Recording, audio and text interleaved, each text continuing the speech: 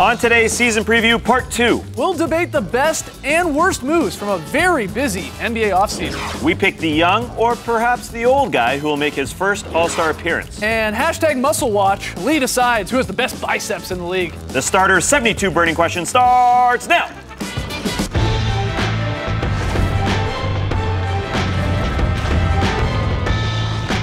Good evening, Sweet World, and welcome to part 2 of the Starters NBA season preview. Whether you're listening to the podcast or you're catching us on NBA TV, we're very, very happy to have you. I'm Jay Skeets, and alongside me, as always, that's Tass Mellis right there. Hopefully I get some votes for best biceps. To my right, Starters blog editor Trey Kirby. Hey! And finally, international man of mystery, taking it to the max, Lee Ellis. Friends. Yeah, Lele. Checking out those buys. All right. Yes, continuing to tackle our 72 burning questions about the upcoming season. If you missed part 1, we'll go back and watch it. It's up on YouTube. 8 questions we tackled, including your favorite off-season moment. Oh, yeah, Lionel Hollins looking svelte because of Rachel Ray's help. that was Tass's answer. To see our other answers, again, go check that out. But we have 64 more questions here to go through. This is a 9-part series of season previews. Lee will also be jumping on the hot seat over there. Can't wait. Hope you wear your cool pants today, Lee. All right, here we go. Question number 9. Play along at home. Jump on Twitter, hashtag the Starters with your answers.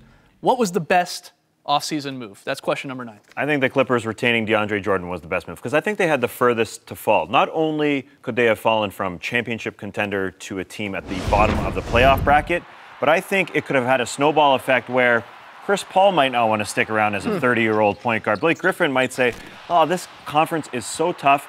If we can't get there, maybe I go when I'm up at 2017. Doc Rivers has already said it, that they're sort of at the edge, as he called it, of their playoff window or their championship window. So if DeAndre went, I think it could have had a snowball effect where we almost get to the point where it was the doom and gloom type Clipper days. Like it could have gotten that bad, in my opinion. So this was a huge, huge retention. That was probably definitely in the running for a favorite offseason moment. yeah. The whole Sure. DeAndre Jordan saga of whether he was going to the Mavs, sticking with great. the Clips, and all the tweets that came from that. What do you got, Lee? Your best move of the offseason? Well, further to that was actually the other moves that the Clippers and Doc Rivers made, and that was bolstering their bench, getting Paul Pierce, getting Lance Stevenson, and getting Josh Smith. All 3 of those players are going to have a vital role in how the Clippers perform this year, because I truly believe depth was what cost the LA Clippers against the Houston Rockets last season. Sure. We know that their starting 5 was pretty good, as almost any other starting 5 in the league, but they almost had no one off the bench other than Jamal Crawford, and even he wasn't too great in the playoffs last year. So I think Doc Rivers really went out and addressed that this year. He knows Paul Pierce, obviously, from his Boston Celtics days. Josh Smith was fantastic for the Rockets last year. was at times. Lance Stevenson, he's a gamble, but it's worth taking a gamble on that guy right now. He'll probably come off the bench. That's where he had his most success in Indiana. I think it's a very, very smart move for the Clippers. Everyone ripped Doc Rivers for where they were at with their salary cap last year. For him to be able to turn into guys who were starters on their team last year. You mentioned Lance, Paul Pierce, and Josh Smith, starters for much of the year. Now coming off the bench, they're stacked. They are. What about you, Trey? Best offseason move? I thought the Pelicans had a perfect offseason because they hired Alvin Gentry and they gave probably the easiest extension in NBA history to Anthony Davis. Yeah. 5 years, $145 million. But to me, they're set for the future now, mostly because they're going to bring in Alvin Gentry. I think we're going to see the same sort of effect as when Steve Kerr took over for Mark Jackson. The team already knows how to play hard. The team has been playing together for a few years. They just need that next level coach who's going to pick up the pace, show them how to play offense, show them how to play defense. He's also bringing along with him Darren Erman, the architect for the defense of the Warriors from a couple of years ago. So I just think they upgraded their coaching personnel, plus Anthony Davis, 22 years old. He's going to be incredible again this year. I just think the Pelicans are going to be fun to watch, and they're going to be one of the better teams in the West. Yeah, I would agree with that. I mean, you're right. It's a no-brainer. To get a guy like Anthony Davis, who's easily going to be in the running for MVP. I know that's one of the questions we'll get to eventually. Who's your MVP pick? He's going to be on a lot of people's short list already. Yeah. And the guy's only, in theory, getting better and better. You think Gentry will help him along there? Well, you look at the power forwards that Alvin Gentry has worked with in the past. Amari Stoudemire, Blake Griffin, Draymond Green. Like, these are guys that have similar skill sets to Anthony Davis, though Anthony Davis is like a hyper version of all of those guys put together. You combine that with a guy who knows how to use power forwards, who can score from basically anywhere inside the arc, maybe outside of the arc as well. I was going to say, if Anthony Davis is mix. hitting threes, then the rest of the league just needs to give up right now. Yeah, that'd be crazy. What if he yet? shoots 45% from three and makes 4 a game? Who knows? It's not out of the realm of possibility. I think it's just the morale in that locker room, too. Forget about Anthony Davis. I think 1 through 15, they're just excited to play for a guy who's a little bit more freewheeling with their offense and a little less strategic. Hey, I'm going to call every play like Monty Williams. Exactly right. One of my favorite moves or best moves, whatever you want to call it, I liked what the Rockets did, going out and getting Ty Lawson for no real important key players No, that they that's true. gave up. Guys like guys that I think could be great in this league, like Nick Johnson specifically and Papa Nicolau, and then older guys like Joey Dorsey and Pablo Prigioni. There's some picks there as well, but they get back Ty Lawson here. This guy was virtually nothing for Ty Lawson. For virtually nothing, a non-guaranteed. He sort of gave up the last part of his deal even, so because there was some risk and he had some issues, of course, off the court. But I think he's going to come in here with vet guys there, with Kevin McHale as your head coach. And again, a guy that played a vital part for a 57-win team in the West before. Yeah. He can score the basketball. He can set up guys. He's still one of the best assist men in the league on a team last year in the Nuggets that didn't have a whole lot of firepower, a lot of that because of injury. They stole Ty Lawson, and yes, they missed Patrick Beverley for a good chunk of the season when you got into the playoffs there. But even then, you need another ball handler to put beside James Harden. He was asked to do absolutely everything. Yeah. He was asked to do too much, quite frankly. Now Ty can take a little bit of that burden off Harden. It's an unbelievable move for the Rockets. Yeah, and we know Patrick Beverley is a fantastic defender, but he's nowhere near as gifted offensively as Ty Lawson. And Ty Lawson can really push the pace as well, which James Harden loves, and Houston love playing that way as well. So this should be a pretty good move for the Rockets. You can play both of those guys, Beverley and Lawson. They'd be quite small, but again, Beverley, of course, the better defender. You can probably hide Lawson against some teams. And just in the West, you brought it up in part one, Tass, of the season preview here. It's just all the point guards in the West alone that you have to somehow go through in the playoffs. Your Currys and your Conleys and your Tony Parkers if he bounces back, and Westbrook, and on and on and on. Now they have one. They really have who I think will have a huge bounce back here because he's going to be playing for more potential money. I expect big things from Lawson. I think it's a huge move. Yeah, he's counting on himself. He's betting on That's himself. Right. He withdrew That's actually right. the last year of his contract. He said, no, you don't have to guarantee that. I'm good. And Daryl Morey made that a stipulation as part of the contract or part of the trade. Hey, you can't take guaranteed money. For a guy to do that, that's pretty rare. He's betting on himself. People forget how good he is. If he gets close to that level, the Rockets are really scary. All right, next question. Question number 10 of 72. It's the opposite of what we just asked. What was the worst off-season move? I'm going to say Rajon Rondo going to the Sacramento Kings. And it's not so much Rajon Rondo and who he is, but I don't like the contract. The one-year, $9.5 million contract represents the instability of that franchise. Why go into another season where you're not going to make the playoffs, you're going to be a sub-500 team with Rajon Rondo there, and then they're just going to move on from him? That's what I feel like. They're just going to say to DeMarcus Cousins, all right, you got Rajon Rondo here for 1 year, but we weren't that good, so we're going to move on. You don't think it's like a test trial, though, to see if Rondo can get back to possibly Celtics Rondo and not Mavericks Rondo? Yeah. I don't think so. I think they went around and they tried out basically everybody who would listen to them. They said, hey, Monte Ellis, do you want to come? Hey, Wesley Matthews, do you want to come? Rajon Rondo? Okay, we'll take you. I think basically we know that this team has had instability written all over them for a long period of time.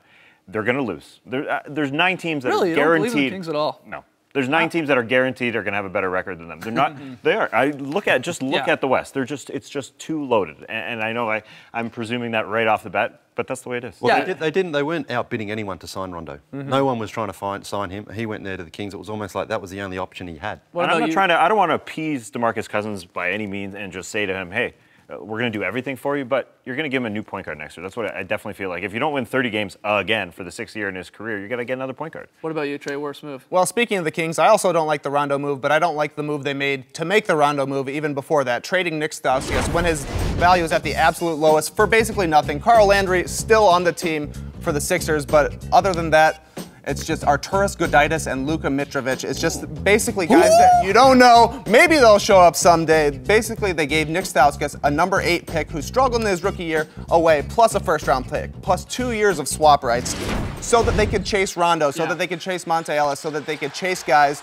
to put around DeMarcus Cousins so he won't leave. And that's basically, to me, this is a fear-based move just to keep DeMarcus Cousins around. And we've seen that doesn't always work. He's already upset now. I mean, maybe it helps bringing in Rajon Rondo, somebody he's going to respect, hopefully. But I just think they're giving up a whole lot and a whole bunch of future, just very short-sighted. Okay. Right. Not liking some of the Kings' move. Are you going to pile on Sacramento as well, Lee? No, I'm going to go with the Phoenix Suns signing Tyson Chandler to a 4-year, $52 million deal. Now, look, this is not outright terrible because basically any contract isn't too toxic next year because we know that the salary cap is going up so much. Right. But I just think it's a little bit confusing with Alex Len there in Phoenix because Tyson Chandler's still not at that stage of his career yet where he's just coming off the bench and just playing backup role. He still wants to be a star and a starter on that team.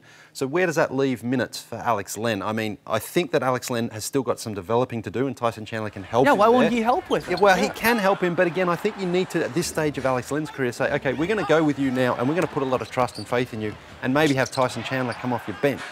Also, Tyson Chandler had a very good season in Dallas last year, health-wise, but history says he probably won't play that many games as he did last year. So I just think it's a little bit confusing. I think Tyson Chandler can still be an effective defender, but I just think 4 years, $52 million, I think in a couple of years you're going to be looking to dump that contract. Combined with Alex Len's cheap contract, though, they're not paying a lot of money at center. Yeah, I mean, like I say, it's not the worst move I've ever seen. I just was a little bit confused, and I think as well, primarily they made this move to try to entice LaMarcus Aldridge to Phoenix in the first place. Of course, it's got a little Kings vibe to it. You know, you have to sort of throw down that money first and play that card. It may just backfire a little bit later down the line. What is the worst move you've ever seen?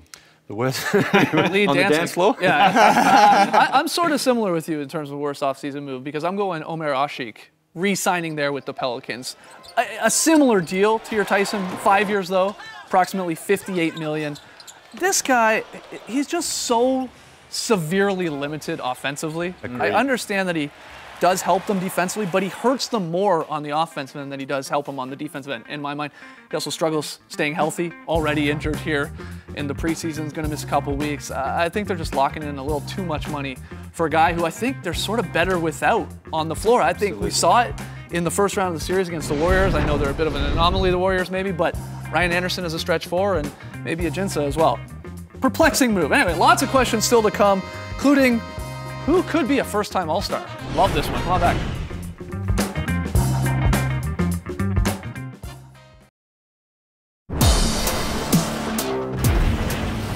Back with the starters. Back tackling 72 burning questions about the upcoming NBA season. Question number 11. I know there's going to be some great responses out there in Twitter land. Jump on #thestarters with your answers. Guys, this question, who will make their first All-Star game this season? Monte Ellis of the Indiana Pacers. You don't think he knew what he was doing when he went out east? He knew that there was a spot he could sneak in there at the guard spot of the All-Star. Now, I'm a little bit worried about this pick already because I think it's tied in with the Pacers winning, and I'm not sure how much they're going to do of that.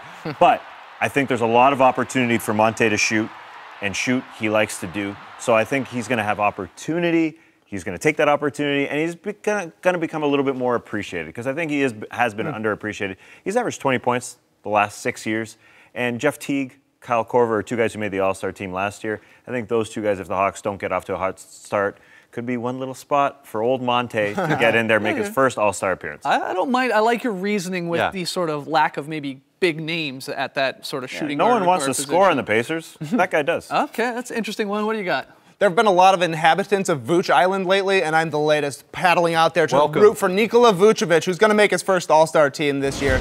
He was top 20 in PER last year. He averaged 19 and 9. And just like Tassie said, he plays in the East. You look at the big men last year, Pau Gasol, Carmelo Anthony, Al Horford, Chris Bosh, and Paul Millsap. They could all five be back, or one of them could be back. It's just kind of very fluid.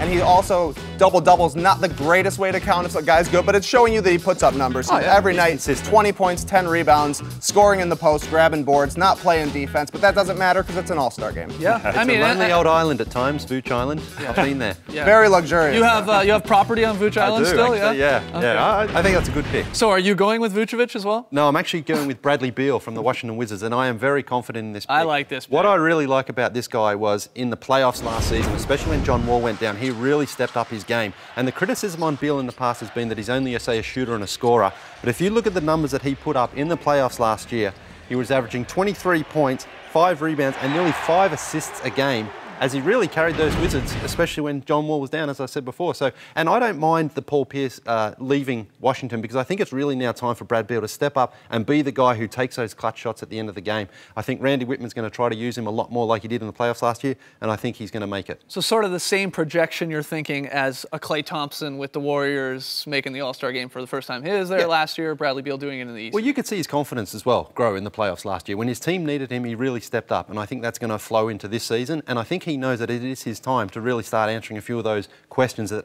are there for his career so far. Well, look, you guys are all smarter than me because you're all taking Eastern Conference players. That is the, I think, right move here, but I'll make it difficult. I'll go to the West, and I'm going to say Gordon Hayward with the Utah Jazz.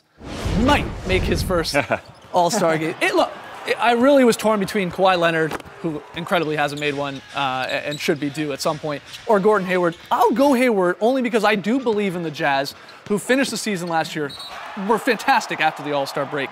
He's a huge reason why. He's a 19 point per game scorer. It could be easily 20. He does a little bit of everything. Rebounds 5, 4 assists there. The stats are going to be there.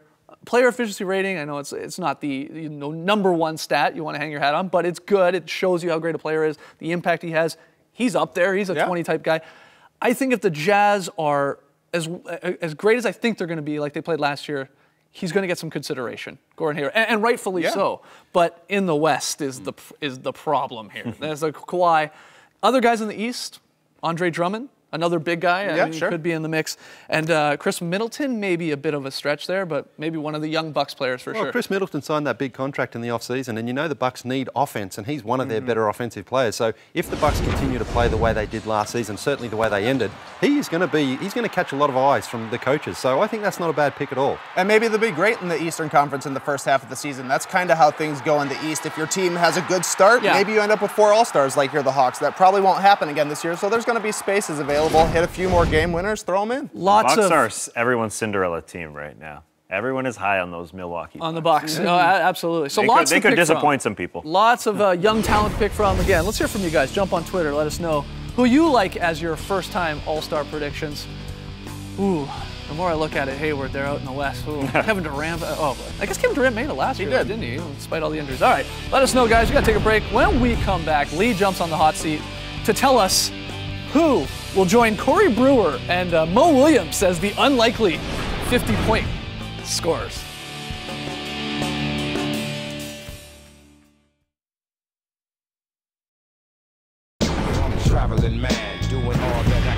Back with the starters. Time to put Lily there in the hot seat for 5 pressure-packed questions. Please, let's turn up the heat a little bit, make it a little more difficult for Lee. Bring it on. Though it is.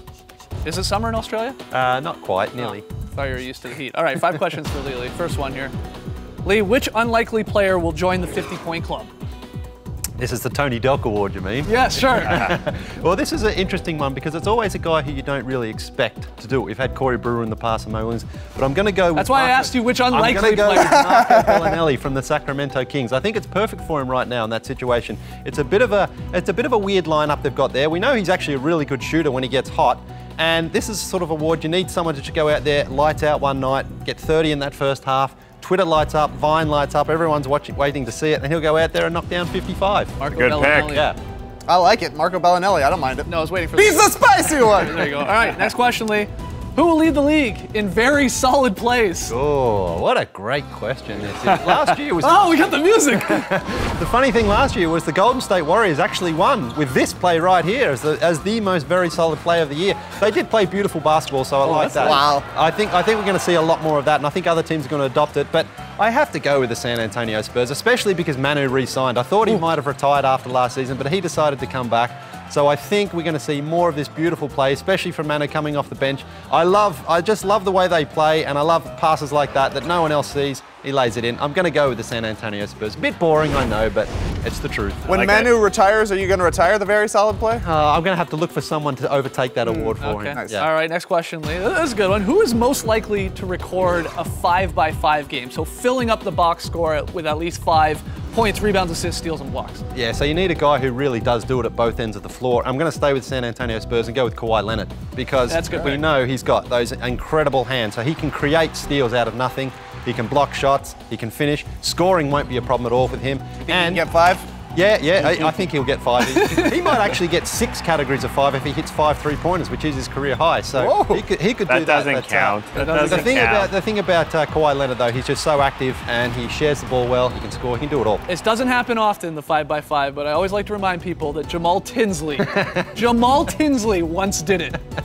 5 blocks somehow insane. Not that long ago. That's incredible. All right, Lee, who has the best biceps in the league? You love talking about guys' biceps. Sorry, Tass, it's not you this year. No, I'm going. Look, Serge Ibaka has got a lovely pair of biceps. He always has. He can hold basketballs. If we had an award for most improved biceps, I'd probably actually go with Tass's mate Yanni who's really been in the gym this offseason. MIB. Look at those guys. Tass doesn't appreciate this award. He thinks the muscle watch is overblown, but I think he's really good. Yeah, Yanni But I'm likes to actually push up his biceps. I'm actually going with a team this year, and that's the Phoenix Suns. Or should I say the Phoenix Guns? Nice. Check out the pipes on these boys.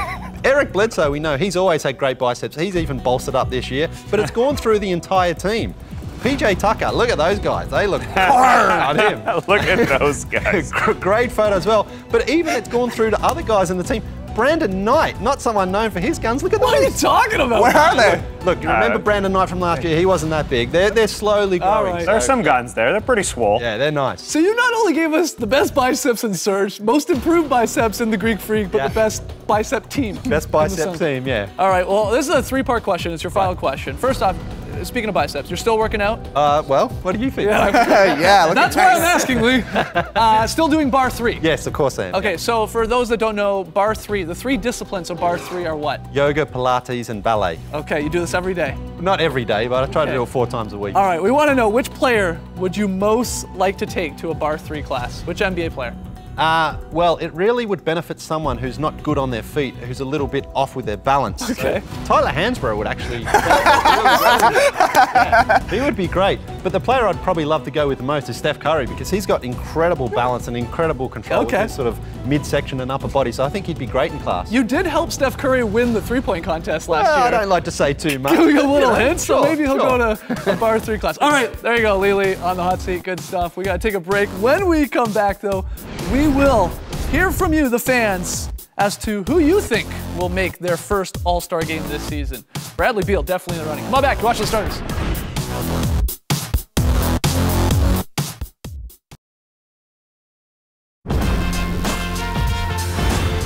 The starters people have spoken, at least on Facebook. We asked you who will make their first All-Star game. 43.3% say Kawhi Leonard with the Spurs. Gordon Hayward, I'm a little shocked. It's my pick there, coming in second. And you see Andre Drummond, the Greek Freak. Others receiving votes: Beal, Wiggins, DeAndre Jordan, Vooch Island got a couple. Not many. Lonely out there. It is lonely. So 16 questions of our 72 burning questions are in the books. 56 to go. We are starting to crack the case here with the upcoming season over on the our wire-like court, but lots still to come on tomorrow's show. Thursday, 5:30 p.m. Eastern on NBA TV, we'll get into which player is under the most pressure. Is it Melo? Will Kobe retire after this season? And Trey hits the hot seat to tell us who will perform at this season's All-Star game. Spoiler alert. It's in Toronto. Drake is high on the list. So we'll be back Thursday. We'll see you then. We're going from 0 to 72 questions real quick. Thanks for joining us, folks. And remember, it's literally impossible to keep up with all the good TV series out there. Brace tonight, people.